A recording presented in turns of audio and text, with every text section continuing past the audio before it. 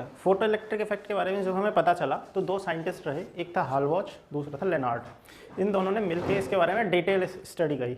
और ऐसा नहीं था ये पहले ही थे, इनसे पहले भी हर्ट्ज का एक ऑब्जर्वेशन और था, वो इलेक्ट्रोमैग्नेटिक वेव किस तरह से जनरेट होती हैं उसके बारे में स्टडी कर रहा था। तो उसने ये देखा कि जब जो हमारा स्पार्क प्लग है, जहाँ पे जो स्पार्क प्रोड्यूस होता है, अगर उस प्लेट को अल्ट्रावायलेट लाइट के संपर्क में हम रखते हैं तो स्पार्क जो है वो बहुत ज़्यादा इल्यूमिनेट होता है, मतलब बहुत तेज़ी से जो है चमकता है। यहाँ से फोटो इलेक्ट्रिक इफेक्ट जो है का फंडा जो है लोगों को पता चला। उसके बाद ये दो साइंटिस्ट आए, लेनार्ड और हालवॉच। इन्होंने डिटेल्ड स्टडी करी और आप टाइम देख सकते हो 1886 से लेकर 1902 तक इन्होंने इस बारे में स्टडी करी। तो ये जो सामने आप देख रहे हो, ये पूरा का पूरा जो सेटअप है ये इन्हीं का बनाया हुआ है। और इसमें इन्होंने क्या किया था, तो रखा क्या है, उसी प्रोसेस का यूज़ करा। क्या प्रोसेस था कि जब किसी मेटल को डायरेक्ट किसी पर्टिकुलर लाइट के संपर्क में हम रखते हैं तो उससे क्या निकलने लगते हैं, इलेक्ट्रॉन्स एमिट करने लगेंगे। तो देखो ये सेटअप मैं तुम्हें समझा देता हूँ कि ये सेटअप है क्या। सबसे पहले तो ये जो प्लेट है ये तुम्हारा कैथोड है, सी कैथोड, और ये बेसिकली कैसा होता है, नेगेटिवली चार्ज। कैसा रहता है, नेगेटिवली चार्ज रहता है। इसको हम एमीटर भी बोलते हैं, एमीटर प्लेट। सही है, क्या बोलते हैं, एमीटर प्लेट। एमीटर इसलिए बोल रहे हैं यहाँ, एमीटर मतलब वो ए वाला एमीटर नहीं, ई वाला एमीटर। सही है, सी किसके लिए स्टैंड कर रही है, कैथोड के लिए, और साथ साथ क्या है, एमीटर। एमीटर मतलब जो एमिट करे कोई चीज़। सही है। दूसरी तरफ ये आपका एनोड है जो कलेक्टर भी है। कलेक्टर मतलब जो कलेक्ट करे। ठीक है, ये सी को अगर हम ध्यान से देखें तो इधर से ये इससे कनेक्ट है। अभी ये जो चीज़ कनेक्ट है ये इस तरह से है कि ये इससे कनेक्ट है और ये इससे कनेक्ट है। तो सी इस तरह से कनेक्ट होते हुए यहाँ कौन से टर्मिनल से कनेक्ट है, नेगेटिव। तो इस पर चार्ज कैसा है, नेगेटिव। ये एनोड वाला इस तरह से होता हुआ किससे कनेक्ट है, पॉजिटिव से। तो इस पर चार्ज कैसा है, पॉजिटिव है। लेकिन जैसा आप देख रहे हो दोनों एक दूसरे से कनेक्ट तो है नहीं, ये प्लेट अलग है, ये प्लेट अलग है। और ये जो ट्यूब आप देख रहे हो this is a vacuum tube. क्या है, वैक्यूम ट्यूब। इसमें एक वैक्यूम क्रिएट कर रखा है, इसमें कोई अलग से हवा गैस ऐसा कुछ नहीं है, वैक्यूम ट्यूब है। तो जब दोनों के बीच में कोई कनेक्शन है नहीं तो क्या करंट फ्लो होगा, बताओ क्यों भी चिराग? नहीं, बात वैक्यूम में करंट फ्लो होने की बात नहीं है, बात क्या सर्किट क्लोज है, क्या सर्किट क्लोज है, नहीं है। और अगर सर्किट क्लोज नहीं है तो ये जो माइक्रो एम्पियर मीटर मतलब जो बहुत छोटे से छोटा करंट भी दिखाएगा, क्या कोई रीडिंग देगा, जीरो देगा। क्यों? क्योंकि इन दोनों के बीच में अभी कोई कनेक्शन एस्टेब्लिश है ही नहीं। अब क्या किया इन्होंने, यहां पर एक बारीक ट्यूब दी जिसके ऊपर यहां क्वार्ट्ज फिल्टर लगाया गया है जो एक पर्टिकुलर लाइट वेवलेंथ को ही अंदर आने के लिए अलाउ करता है। ठीक है, यहाँ से हमने एक बहुत ही हाई फ्रिक्वेंसी वाली, जैसे अल्ट्रावायलेट लाइट ले लो, अल्ट्रावायलेट ही ले लो, एक अल्ट्रावायलेट लाइट का सोर्स लगाया और उससे अल्ट्रावायलेट लाइट किस पर एमिट करी, इस कलेक्टर प्लेट पर, सॉरी कलेक्टर कह रहा हूँ, एमीटर पर। इस पर जब अल्ट्रावायलेट लाइट इंसिडेंट होती है तो इससे कुछ इलेक्ट्रॉन एमिट करते हैं बाहर, समझ में? इससे कुछ इलेक्ट्रॉन एमिट करे तो इन इलेक्ट्रॉन के पास अपनी काइनेटिक एनर्जी है। अब काइनेटिक एनर्जी क्यों है, तो यहाँ दो चीजें होती हैं। सबसे पहले सपोज करो किसी भी मेटल का अपना एक, जैसे कोई भी मेटल है इसके अपना एक वर्क फंक्शन है, क्या है, फंक्शन है फाई नॉट। ठीक है, और हमने एक ऐसी पर्टिकुलर वेवलेंथ वाली लाइट इसके पास भेजी, ऐसी पर्टिकुलर फ्रीक्वेंसी वाली लाइट भेजी जिससे जो एनर्जी प्रोड्यूस हो रही है, जिस लाइट वेव पर इतनी फ्रीक्वेंसी है कि वो जस्ट इसके बराबर है। सही है, तो वो इस मेटल से इलेक्ट्रॉन को जस्ट एमिट करेगा। सही है, आप ये कह सकते हो एक मिनिमम फ्रीक्वेंसी जो किसी मेटल के सरफेस से इलेक्ट्रॉन को एमिट करने के लिए रिक्वायर्ड है, उस मिनिमम फ्रीक्वेंसी को बोलते हैं थ्रेशोल्ड फ्रीक्वेंसी। क्या बोलते हैं? इससे कम फ्रीक्वेंसी हुई तो निकाल नहीं पाएगा। सही है, यानी कि थ्रेशोल्ड फ्रीक्वेंसी के बराबर तो फ्रीक्वेंसी होनी चाहिए लाइट वेव की, अगर उससे कम है तो निकाल नहीं पाएगा। तो मिनिमम फ्रीक्वेंसी जो किसी भी मेटल सरफेस से इलेक्ट्रॉन को निकालने के लिए एप्लीकेबल है, उस मिनिमम फ्रीक्वेंसी को क्या बोलते हैं? Threshold frequency. तो हमने एक ऐसी वेव अगर भेज रहे हैं जिसके पास इतनी ही फ्रीक्वेंसी है जो थ्रेशोल्ड फ्रीक्वेंसी के बराबर है, तो वो इलेक्ट्रॉन को जस्ट एमिट करेगा, उस इलेक्ट्रॉन के पास काइनेटिक एनर्जी नहीं होगी। समझ गए? इलेक्ट्रॉन क्या हुआ, मेटल सरफेस से बस निकला, उस इलेक्ट्रॉन के पास कोई काइनेटिक एनर्जी नहीं है। लेकिन अगर हमने कोई एक ऐसी फ्रीक्वेंसी साथ में भेजी, मतलब एक ऐसी लाइट वेव ली जिसके पास इस थ्रेशोल्ड फ्रीक्वेंसी से भी ज्यादा है, तो इतना अमाउंट ऑफ एनर्जी तो जितना इसको चाहिए इसको निकालने में खर्च हो जाएगा, और जितनी एनर्जी उसके पास बचेगी वो इसको क्या दे देगी, काइनेटिक एनर्जी। मैं तुम्हें बहुत ही सिंपल वर्ड में समझाता हूँ। सपोज करो एक मेटल सरफेस है, उससे निकालने के लिए इलेक्ट्रॉन को हमें मिनिमम जो एनर्जी चाहिए वो चाहिए 2 इलेक्ट्रॉन वोल्ट। पहले केस में तो हमने ऐसी लाइट वेव भेजी जिसके पास था ही 2 इलेक्ट्रॉन वोल्ट, वो क्या करेगा, इसको जस्ट क्या कर देगा, बाहर निकाल देगा। दूसरे केस में हमने क्या किया, एक ऐसी लाइट वेव भेजी जिसके पास 5 इलेक्ट्रॉन वोल्ट की एनर्जी है, तो जब वो 5 इलेक्ट्रॉन वोल्ट वाली इसके पास पहुंचेगी तो इस इलेक्ट्रॉन को 2 इलेक्ट्रॉन वोल्ट में तो निकाल देगा, प्लस 3 इलेक्ट्रॉन वोल्ट इसको मिल जाएगी क्या, काइनेटिक एनर्जी। समझे? समझ में आया? क्यों भी दिशांत, आ रहा है नहीं आ रहा? मतलब कुछ ज़्यादा इसमें टफ बात तो है नहीं, बहुत सिंपल सा है भाई। किसी चीज़ को खरीदने के लिए आपको 2 रुपये का कोई सामान है, अगर आपके पास 2 ही रुपये हैं तो आप क्या करोगे, कोई सेविंग बची आपके पास, नहीं बची, आपने जस्ट सामान क्या करा, खरीदा। और अगर आपके पास 10 रुपये हैं तो 8 रुपये तो सेविंग है आपके पास 2 रुपये का सामान खरीदने के बाद। तो उसको 2 रुपये में एनर्जी चाहिए थी, उसको 2 इलेक्ट्रॉन वोल्ट की एनर्जी चाहिए थी, मिल रही है 5, तो 2 लेके निकल जाएगा, 3 अपने पास सेव रखेगा, किस फॉर्म में, काइनेटिक एनर्जी की फॉर्म में। ठीक है, तो इन्होंने ये देखा कि जब हमने यहाँ से अल्ट्रावायलेट सोर्स से यहाँ अल्ट्रावायलेट रेडिएशन इस प्लेट पर इंसिडेंट किया, इससे इलेक्ट्रॉन एमिट होने लगे, और जब इलेक्ट्रॉन एमिट होने लगे तो ये तो खुद नेगेटिव चार्ज है, ये क्या करेगा, इनको रिपेल, और ये पॉजिटिव वाला क्या करेगा, अट्रैक्ट। तो हम ये देखते हैं कि यहाँ पर फ्लो स्टार्ट हो जाता है इलेक्ट्रॉन का, और ये फ्लो यहाँ पर हमें किसकी वैल्यू देता है, करंट की। करंट चलने लगा। अब ये जो माइक्रो एम्पियर मीटर हमने यहां लगाया है, इसमें करंट मिलने लगेगा हमें, इसको बोलते हैं फोटो इलेक्ट्रिक करंट। क्या बोलते हैं, अब समझ में आ रहा है थोड़ा थोड़ा सोलर सेल का प्रोसेस क्या है, समझ में आ रहा है। नियर कैसे चला बीच वाली लाइट को, हाँ कुछ पढ़ रहा है पल्ले, सोलर सेल का प्रोसेस समझ में आ रहा, कुछ कि कैसे लाइट आई और करंट फ्लो होने लगा, इससे ही मिलता जुलता है। एलईडी का प्रोसेस यही है, सोलर सेल वाले, ठीक है, सब यहीं से आया है। अब इन्होंने क्या किया, इसको ढक दिया। जैसे ही इन्होंने यहां से ये ढका, इस पर लाइट आनी हो गई बंद। जैसे ही इन्होंने इसको बंद किया, लाइट आनी बंद हुई, ये करंट भी फ्लो होना बंद हो गया। सही है, ये इनका एक्सपेरिमेंटल प्रोसेस था। समझ में आ गया, बहुत ही सिंपल है। इसके आधार पे इन्होंने बहुत सारे इसको बदल बदल के एक्सपेरिमेंट किए। ये किया, इस प्रोसेस को बढ़ा दिया, ठीक है। अलग अलग कलर की लाइट यूज़ करके देखी, पहले रेड, फिर ग्रीन, फिर येलो, फिर ब्लू, इस तरह से नंबर ऑफ लाइट। अलग अलग लाइट में इंटेंसिटी यूज़ करके देखी। इंटेंसिटी मैंने भी बताया, इंटेंसिटी क्या होती है, ये बल्ब जल रहा है, इसकी अपनी इंटेंसिटी है, मैंने ऐसे 10 बल्ब जला दिए, इंटेंसिटी कैसी हो गई, बहुत ज़्यादा। तो कम लाइट, अब देखो मैं बताता हूँ, एक बल्ब से सपोज करो 10,000 फोटोन आ रहे हैं, सही है। हमने एक और बड़ा बल्ब लगा दिया जिससे 10 लाख फोटोन आने लगे, तो क्या कहेंगे, इंटेंसिटी कैसी है, ज़्यादा है, सही है। तो इंटेंसिटी बढ़ा के देखी कि देखें क्या फ़र्क पड़ता है इससे करंट में, पोटेंशियल में। दूसरे बार इसको पॉजिटिव कर दिया, उसको नेगेटिव कर दिया। तो ये सारे एक्सपेरिमेंट का हिस्सा थे। अभी तो हम क्या पढ़ रहे हैं, ऑब्जर्वेशन, ठीक है। ऑब्जर्वेशन क्या थी कि जब इस प्लेट को, मेटल के प्लेट को ओपन रखते हैं अल्ट्रावायलेट लाइट के संपर्क में, तो इससे इलेक्ट्रॉन एमिट करना शुरू हो जाते हैं। दूसरी तरफ जो कलेक्टर प्लेट है इनको कलेक्ट करने लगती है और यहां पर करंट चलना शुरू हो जाता है। दिस इज द ऑब्जर्वेशन, ये ऑब्जर्वेशन है, this is not the experiment. मतलब है तो एक्सपेरिमेंट है भाई, ऑब्जर्वेशन कहां से करेंगे, हाँ बस एक्सपेरिमेंट पार्ट में क्या और ऐड कर दिया। अब ये जो अलग अलग चीजें यूज करके देखेंगे ना इसमें, वो एक्सपेरिमेंटल पार्ट में डाल दिया। तो ये ऑब्जर्वेशन था। तो इसमें इन्होंने देखा क्या क्या,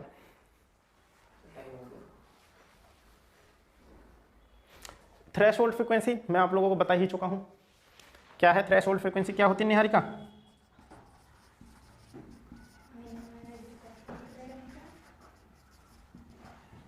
क्या होती है? मतलब जो एनर्जी की जरूरत होगा इलेक्ट्रॉन निकालने, जो मिनिमम एनर्जी रिक्वायर्ड इमिटेड आया। Minimum amount of frequency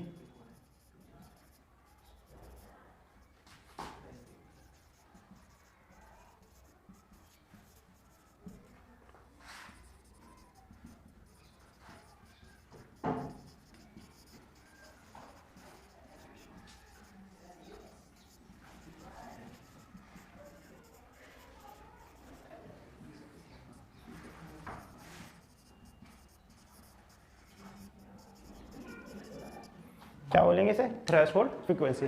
the minimum amount of frequency required to just emit an electron from metal surface is known as threshold frequency. चलो मैं तुम्हें ये भी बताता हूँ फ्रीक्वेंसी का इसके साथ रिलेशन बेसिकली है क्या। तो अगर जब हम इसे पार्टिकल के फॉर्म में पढ़ते हैं तो कोई पार्टिकल है जिसकी अपनी एक पर्टिकुलर फ्रीक्वेंसी है, जैसे हम फोटोन मान लेते हैं, और वेव के टर्म में पढ़ रहे तो भी, तो एक इक्वेशन आपने पढ़ी होगी, E is equal to h nu. E is equal to h nu. H जहां आपका क्या है? Planck's constant. क्या है? Planck's constant. और न्यू है हमारी फ्रीक्वेंसी। न्यू क्या है? फ्रीक्वेंसी। और ई हमारा क्या है? एनर्जी। ई क्या है? एनर्जी। तो इतनी एनर्जी लेके अगर वो उससे टकराएगा तो मतलब इतना न्यू होना चाहिए कि ये जो ई है किसके बराबर हो जाए? फाई नॉट के, यानी वर्क फंक्शन के, तब वो एमिट कर देगा।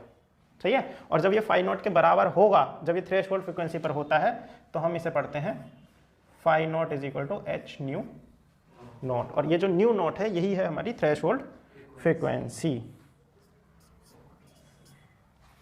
क्लियर है?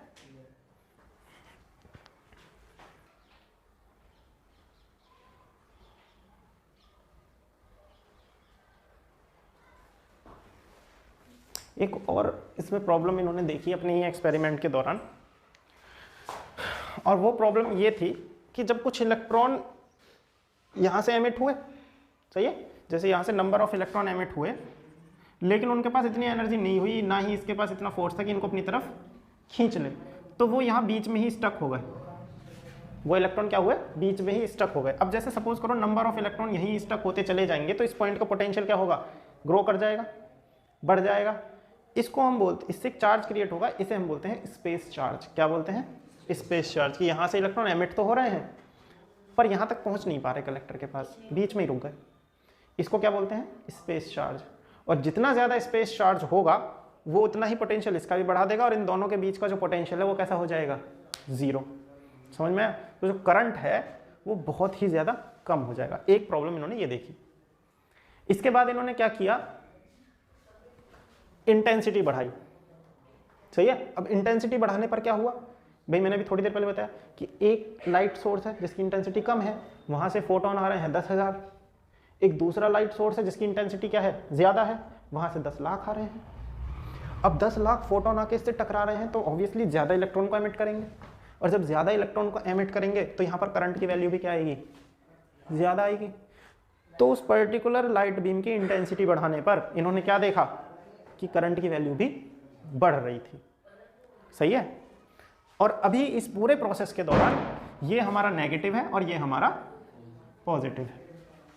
तो एक ऑब्जर्वेशन ये था इनका कि जैसे ही हम इंटेंसिटी बढ़ा देते हैं, सही है, करंट की वैल्यू भी बढ़ जाती है। By increasing the intensity of light source will also increase the value of photoelectric current।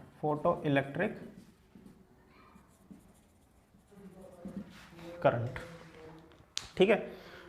Intensity बढ़ाई, करंट की वैल्यू बढ़ गई, इंटेंसिटी कम हुई, करंट की वैल्यू भी घट गई। यहां तक ऑब्जर्वेशन था जब तक आपका ये नेगेटिव और ये पॉजिटिव रहा।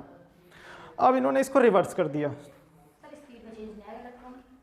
इलेक्ट्रॉन की स्पीड में चेंज नहीं आएगा, ये चीज हम आगे पढ़ेंगे। देखो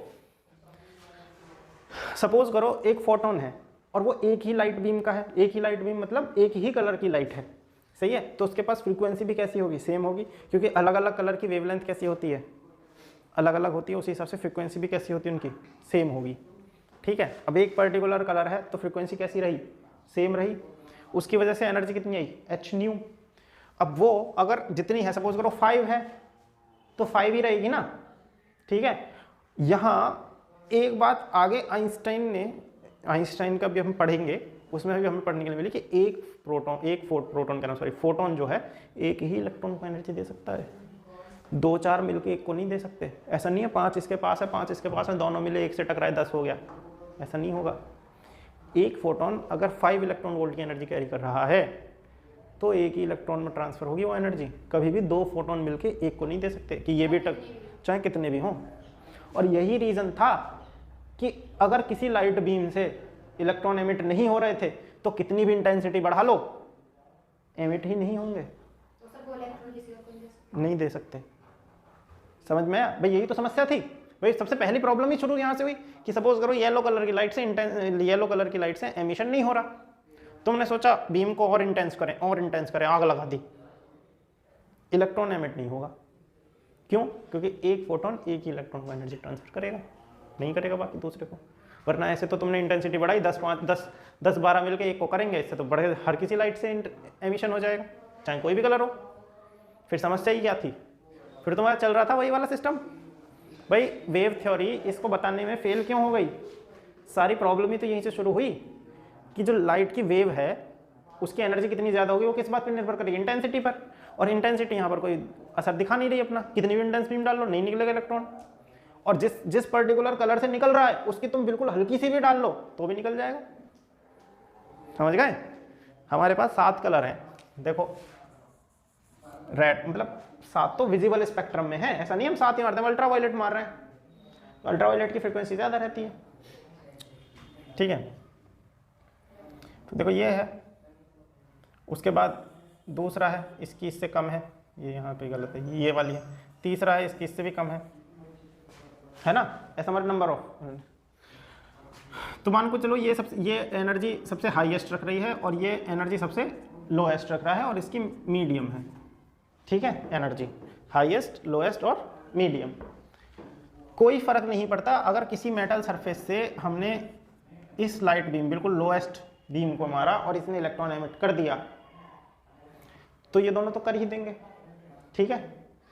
अगर हमने कहा कि ये नहीं कर पाया, हमने कहा कि ये नहीं कर पा रहा तो एक काम करो इंटेंस कर दो, है ना। सपोज करो ये कलर है, इसके कोई कलर का हम नाम दे देते हैं, सपोज करो रेड है, हमने कहा रेड कलर एमिट नहीं कर पा रहा, ऐसा मान रहे हैं हमने कहा कि ये रेड कलर थोड़ा कम पड़ रहा है और लेजर ले आओ 2-4 सब मिला के मारो एक ही जगह पे, देखो इलेक्ट्रॉन निकलेगा, नहीं निकला। समझ में आया?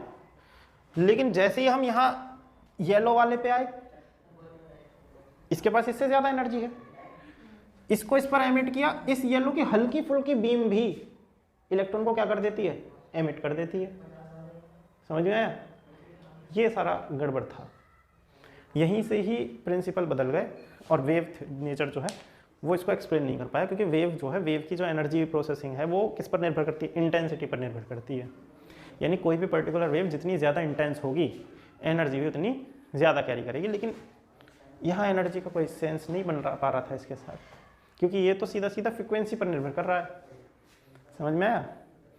और वेव ऐसे काम करती नहीं है, इसीलिए वेव थ्योरी यहाँ पर क्या कर गई, कोलैप्स कर गई और हमें ड्यूअल नेचर जो है करना पड़ा। ये तो अभी आप बहुत सिंपल मैनर में चल रहे हो, मैं तो थोड़ा इसमें आपको और आगे की चीज़ भी मिक्स करके बता रहा हूँ। समझ में आया? अभी तो हम बहुत ही सिंपल मैनर में चल रहे हैं, अभी तो सिर्फ ऑब्जर्वेशन है, अभी तुम ज़्यादा दिमाग मत मारो, अभी तो बस तुम इतना मारो कि लाइट मेटल पर टच सरफेस पर इंसिडेंट हुई और इससे क्या निकलने लगे, इलेक्ट्रॉन, बस इतना ही पढ़ा है अभी हमने। ये सब आगे पढ़ेंगे जैसे जैसे आगे चलेंगे। अभी तुमने बस कितना सीखा है कि जैसे मेटल के सरफेस पर अल्ट्रावायलेट रेडिएशन इंसिडेंट होता है, मेटल के सरफेस से इलेक्ट्रॉन बाहर निकलने लगते हैं और ये पॉजिटिव प्लेट अपने में उनको कलेक्ट करने लगती है, यहाँ पे करंट चलने लगा। ये हमारा लेनार्ड और हॉलबॉच का क्या है, ऑब्जर्वेशन था। एक्सपेरिमेंट कल पढ़ेंगे।